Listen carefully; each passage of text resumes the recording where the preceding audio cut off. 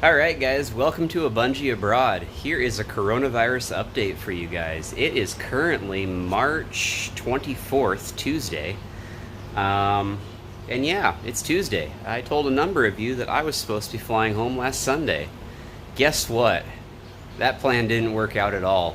It was a 3-flight journey from Vientiane to Bangkok, Bangkok to Taiwan, and Taiwan to home, Seattle.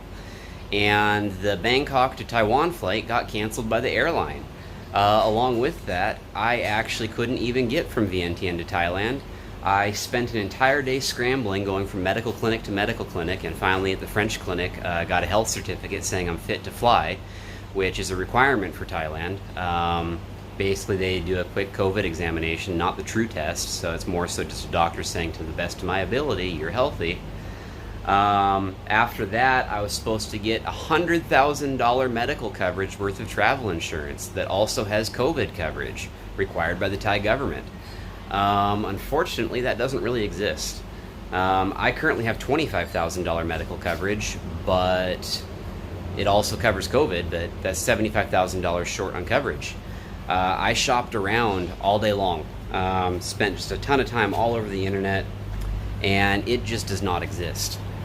It probably exists in other time and places, but finding pandemic coverage or epidemic coverage is almost impossible in travel insurance. There's special exceptions being made right now, but all the policies that exist have been taken down, where they're not selling them currently because it's just too much risk for the travel agency or travel health companies.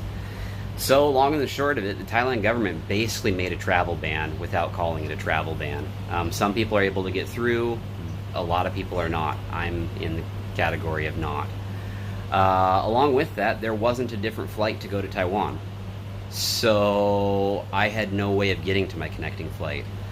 After spending about a day working on that, I got really no answers. So I'm just fingers crossed now that I am going to get a refund from the airline and booking agent, because booking agent says it's the airline's fault, airline says it's the booking agent's fault, or responsibility, liability.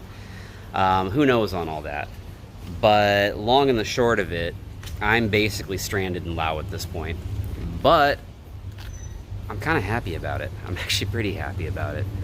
I wasn't ready for my trip to be over. Really, I don't want to go home. It's worse at home. Why would I go home right now? It doesn't even make sense. So long and the short of it, it's worse at home. Here's where I currently live. I mean, this spot is absolutely beautiful. It's got this restaurant that's currently closed that Mumi, the kind of romantic interest I've got here, is the chef for. Garth, the Australian owner of this spot, is an absolute sweetheart, and we get along really well. So I'm just continuing to stay at this Airbnb right now above the restaurant. Been staying here for almost a week now, or over a week now. Actually, just about a week exactly, but it doesn't matter. Gonna continue to stay here for at least another week, because why not? Vientiane's a small town, it's a beautiful town. Everyone kind of gets along here well, all the expats know each other. Mumi knows everyone in town.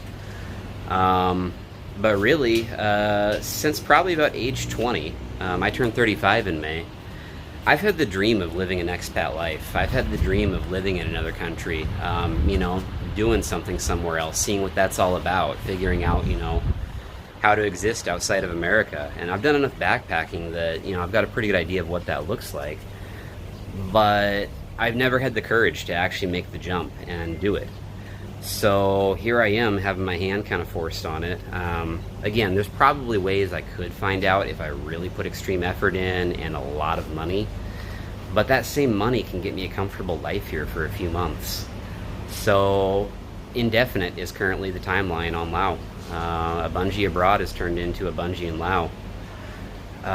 Really excited about that though. Part of this video, why I'm kind of walking around and showing you the garden spot, is I made a big move today as far as joining the expat community abroad.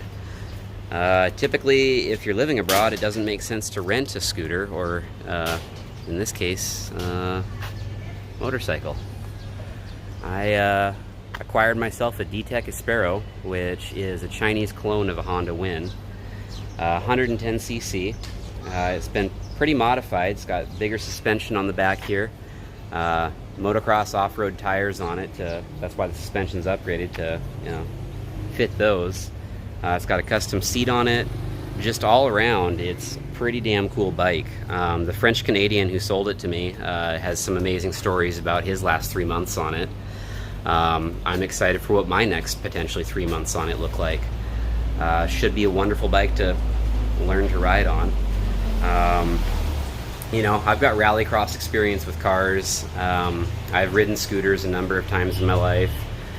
Been on ATVs. Played a lot of video games. I'm pretty confident I can handle a manual clutch bike, within a few days of getting used to the clutch. But the beautiful part about these bikes is they're the most common in Southeast Asia or Asia in general. The Honda Win and the Honda Win clones are just everywhere here. And what that means is I could break down in the middle of nowhere and some guy's gonna be able to fix it in his front yard. And that's amazing. I mean, there's spare parts everywhere, there's generic parts for it everywhere. It's just one of the most repairable bikes around, which is good because Chinese isn't exactly known for quality. But again, it's one of those things where the bike was so cheap. I mean, I ended up paying $425 US for this thing. It's already got about $300 worth of work into it as far as the tire modifications, the suspension. It's got a massive luggage rack on it. It's had the engine rebuilt. I mean, everything that could go wrong on this bike has already gone wrong and already been replaced very recently.